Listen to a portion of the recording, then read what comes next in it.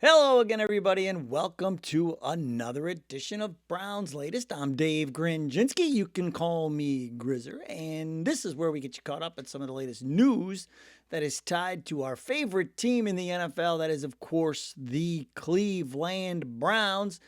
Thank you to everybody who has liked our previous episodes and to all of you who have subscribed to the channel. We are already making the climb to 10,000 subscribers.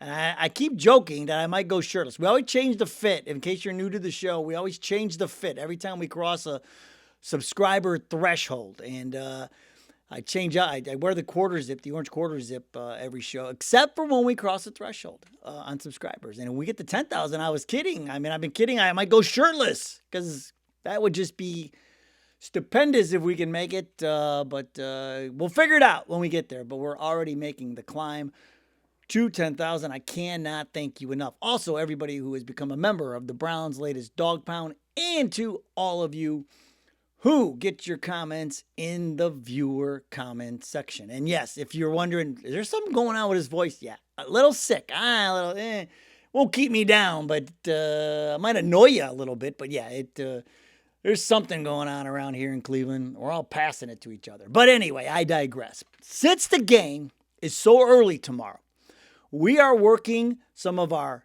keys to victory and what to watch for. We're weaving all of that into today's show. Now, one key to win against the Vikings could be Dillon Gabriel's college career. What could that mean? We'll figure it out. Something to watch for in London is what's happening in the trenches and this short-handed Vikings offensive line. Guess what? It's Saturday, so you know what that means. The prediction pen is here. All warmed up, ready to go. In a few minutes, the prediction pen will let us know if the Browns will beat the Vikings, but you know how we start. We always ask it first. Is this going to be a good show? It's unclear. Ask again. That's always a good sign, usually, when we get that. Here we go. Ready? Is this going to be a good show? Dude, no way. All right. Well, I mean, if you want to peace out now, you might as well. Prediction pens like this show doesn't have a chance. So, okay. And then down in the viewer comments, what one viewer hopes everybody saw when Dillon Gabriel got into the game last week. Prediction pen. Why do I bring you on the show every Saturday? All right, here we go. Let's start with the headlines from London. Jolly old England, as they like to say. My son, who is a character performer, did a show once, and he had to do the whole thing in a British accent. My son Tobin, and he did it. He crushed it. He does a good English accent. I should have had him on the show this week, just to use his accent. But Myles Garrett's going to play. That's good news. And, of course, Conklin's questionable, but it would be news if he wasn't questionable. I don't even know why they bring it up. Newsome, though, got a hammy, not good. Also questionable. The Browns, though, oh, yeah, by the way, Garrett, when they asked him about playing, he said, you'd have to kill me to keep me from being on the field. Conklin should hang around with him. Maybe he'd be on the field a little bit more. But the Browns, they're going to be ball hawking. Grant Delpit said this is what he said about Carson Wentz. He said he has a history of turning the ball over a lot. It's something we have to exploit. And he's right. And then Dillon Gabriel, our rookie quarterback, going to be the first ever rookie quarterback to make his first career start in an international game, getting a lot of support from everybody, from the vets to the rookies. Garrett said that he looks like he's been doing this for years. The way he runs the offense, he commands the huddle and the offense. And Quinton Judkins said that he'll be bringing the juice. So, he already, he's looking like an experienced quarterback already. Well, maybe it's because a lot of people go to college for 6 years. But typically we call them doctors, not quarterbacks. He spent 6 years in college. Come out with a doctorate or something. But here we are. Dillon Gabriel. Could this experience of playing 64 games in college between his stops at Central Florida, Oklahoma, and Oregon. Sounds like a concert tour, not a college career. He finished with the most career passing touchdowns, 155. I mean, he had a little more time to do it, so why not? But here's what he said. Here's what he said about the opportunity. He said, you wait for the perfect time, you are going to wait a whole lifetime. So for me, I've always been ready for every moment. And that makes a lot of sense. Because remember how we've been saying, oh, you gotta wait till they're ready, gotta wait till they're ready, gotta wait till they're ready. But for all intents and purposes, really, there is no time you're gonna be like ready, right? I mean, you're not gonna know if you're ready till you go through it. And the same thing with Shedeur. You don't know what they're gonna be able to handle until they start handling it. Now, here's the one thing. That you can, I mean, if you want to try and hang your hat on something, the most recent rookie quarterback with extensive college experience to take over a team was Jaden Daniels last year with Washington. He played 55 games over a 5-year career, not quite a doctor, at Arizona State and LSU. Last season, won the Offensive Rookie of the Year, led Washington to the NFC Championship game, their first since 1991. So now, that's not to say Dillon Gabriel's going to do that, because Daniels is 6'4", 210 pounds. Gabriel's 5'11", 205. He's undersized for an NFL quarterback, and the experts say he lacks other elite traits. So he has got a massive uphill battle. A lot of people wonder why the Browns used the 3rd-round pick on him. So he's got a lot to prove to a lot of people. So, I mean, which is fine by me. I like guys with chips on their shoulder. So he should have a big one. But he is more seasoned than a typical rookie.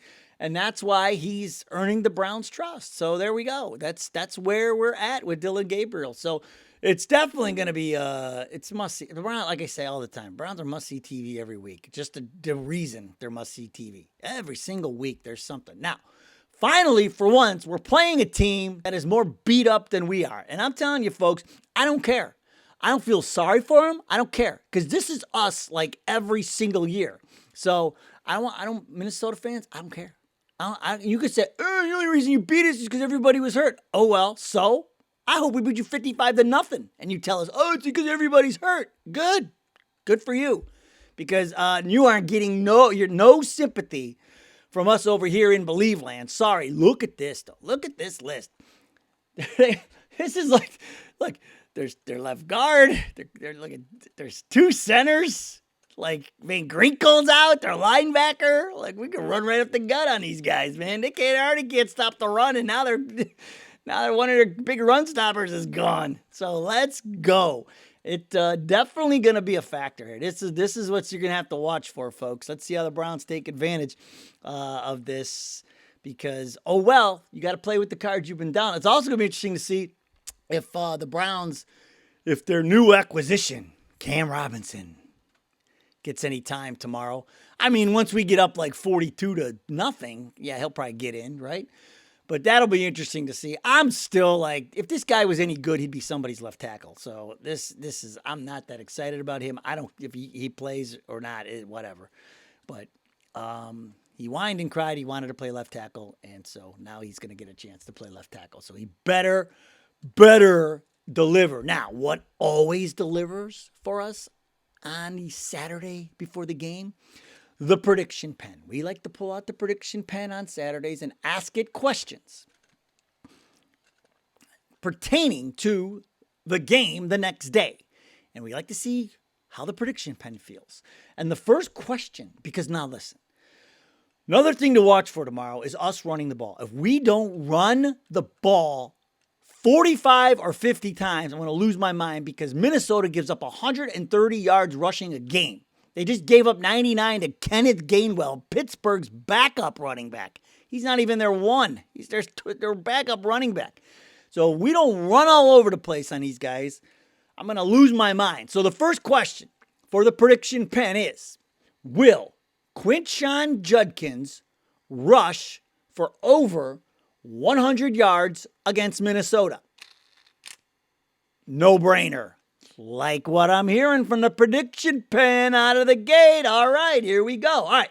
Now, if Judkins is running the ball all over the place, Dylan Sampson should be involved in the offense, right? He's only gotten one carry the last 2 weeks. So prediction pen, will you please tell me, will Dylan Sampson have more than one carry tomorrow? If we're lucky. Okay, well, better than dude no way, like said about the show. Okay, now, the Browns defense, this is the other thing to watch for, and another key to the game, kind of 2-1. The Browns defense should have a field day. This front line, our front line should have a field day on this patchwork of an offensive line that Minnesota has. And so the question is, for the prediction pen, will the Browns sack Vikings quarterback Carson Wentz at least 5 times tomorrow? It says it's unclear. Got to ask again. Okay. Will the Browns sack Carson Wentz at least 5 times tomorrow? It's unclear again. Prediction pen. Is there a malfunction in the prediction pen? All right, here we go. One more time. Will the Browns sack Minnesota quarterback Carson Wentz at least 5 times tomorrow? Without a doubt. Prediction pen's on fire today, folks. I'm sorry. Just providing us with all of the correct answers today. Okay, here's one other. Now, this is about our quarterback. Will Dillon Gabriel have any of his passes batted down at the line of scrimmage against Minnesota? Not for $1 million. No passes batted down tomorrow? All right. Maybe 5'11 is the new 6'4. All right, here we go. Will Coach Stefanski force our rookie quarterback to drop back and throw the ball more than 35 times? Here we go. Ready? Not for $1 million. All right. Maybe he's going to listen to us. All right. 2 not for $1 million in a row. All right. This is a big question. I asked this last week and I'm asking it again. Will the Browns finally score 20 points or more in a game tomorrow against Minnesota? If you're lucky. Well, I mean, all right. We'll take it. And now, the question we have all been waiting for. Will the Cleveland Browns beat the Minnesota Vikings in London at Tottenham Hotspur Stadium? Not for $1 million. How is that even possible, prediction pen? That doesn't even make any sense. Back in the garbage, prediction pen. Unbelievable. Oh, gosh. All right, now, here's one thing that I will predict. I predict that the viewer comments will be good. They're always good. And we'll start today with XL Arsenal, who says this will get all of the coaches fired. He's talking about Dillon Gabriel playing tomorrow. Their scheme isn't designed to run the shotgun 100% of the snaps. People will blame Judkins for not being able to get anything going. Just remember, if they're trying to run the ball from the gun, just know it's all to compensate for Dillon Gabriel's lack of height. And you can't simply rush the ball from the shotgun. Unless your quarterback is a legit deep ball threat or extremely mobile. Even then, it's too easy to tee off on the running backs. They're getting no head of steam from the gun like they would under center. But Gabriel can't play under center. Just go back and look at his college tape. Not a single snap under center. So that's another what to watch for. Will Dillon Gabriel ever be under center tomorrow? That's another one what to watch for. And then it turns into a key in the game because if he's not under center, you can't play action. And that was Flacco's big thing. That was his superpower, right? The play action. So you got to pick your poison, apparently, with Gabriel. That's gonna be fun to watch to see if he gets under center. So we will be watching for that. Great take, XL Arsenal. Miranda Conlon, 9231, says, you can't evaluate any quarterback when wide receivers consistently drop the ball and tip it to defenders. Not to mention how hard it is to complete a pass when 3 D linemen are hanging all over you or you're laying on your back. Capital SMDH. Not quite the level of SMFH when we got that the other day.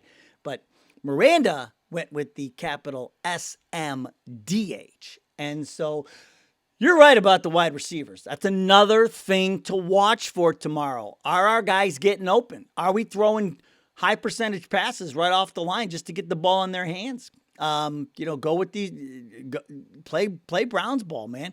Don't be dropping back and throwing it deep. But we already told you, our wide receivers can't create space, and then we're dropping the ball all over the place. Judy's got 4 drops. It's like he's among the leaders in the league of drop passes, and so with a rookie quarterback, we can't have those mistakes. The wide receivers are gonna have to help him out. So it's a great point. It's another thing to watch for, because if they're dropping passes with the rook out there, oh, brother, that cannot be good.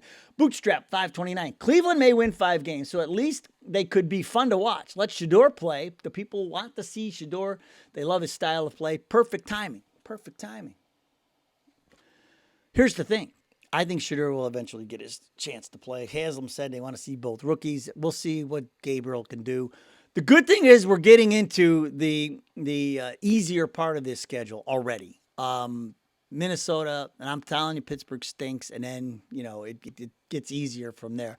So we'll see. Another thing to watch for is how they set this offense up for Dillon Gabriel. It's going to be very interesting to see if this offense looks completely different from what we were doing with Flacco in there. I'm going to lose my mind, because we could have been doing this the first 4 games. And when I say by different, running the ball, throwing the high percentage passes, letting the defense do what it does, setting us up, and eating clock. And I'm telling you, remember that first drive he had in that preseason game, Dillon Gabriel? Remember when they ate up like more than half of the first quarter and they scored? That is going to be the type of offense I fully expect us to see tomorrow. Neil Robinson, 8702. Van Ginkel is out of this game, so we should absolutely win. Absolutely. We should be able to run on them. For sure. And the tight ends. The tight ends are huge. Linebackers cover tight ends, and their best one is gone. So Fannin and Njoku should be open all day. And we'll end on Tommy Williams, 88.99. And this is what we teased at the top about Dillon Gabriel. He said, did anyone see Dillon Gabriel in mop-up duty last week? 2 running plays and 1 pass at the receiver's feet before punting on 4th down. God, I hope he's better than that on Sunday. And we all are. I think I'm telling you, he's the teacher's pet. The teacher is not going to set him up to fail. The teacher, Kevin Stefanski, will set him up to win. There's more pressure than ever on Stefanski now, because this is his offense, his play calls, and his quarterback. So let's see. So this is going to be every week. There is just something to watch. It's crazy. Now, listen to this, folks. Here's what we're going to do tomorrow, because the game starts so early. We won't post early. We're going to post right after the game, or shortly after the game. We'll just do the post-mortem on the Browns win tomorrow. They're winning this game, folks. And I'm telling you, I think we're going to put some points on the board. I think we're scoring at least 2 touchdowns for sure. I'm saying we're gonna be in the range, because Minnesota's not gonna score on us. They're not gonna do much against us on offense. I'm looking at like a 27-10, maybe even possibly a 30-10. I don't see Minnesota scoring much on us at all. I mean, they may not even get in the end zone. They could just kick a few field goals and that be it. So that's what I'm going with. The Browns are winning this game. There is not a doubt in my mind that the Browns are not winning this game. They are winning this game tomorrow. We'll be 2-3 and staring at Pittsburgh, and the season will be right back on track, folks. Because I said we'll be 3-3 after those first 6 games. Everybody else, 0-6. Wrong. We will be 3-3 after these first 6 games. All right, folks, enjoy the game tomorrow. We'll see you after the game when we're celebrating the win. All right, let's go. We'll be barking, and we'll be singing the song. We'll be doing that after the game. And during the game, this is all you're going to hear. About 6 times. So, not if they scored 30 points. I guess that would be 40 points. But anyway, you're going to hear that a lot tomorrow. All right. We'll see you tomorrow. Go Browns. We'll see you next time.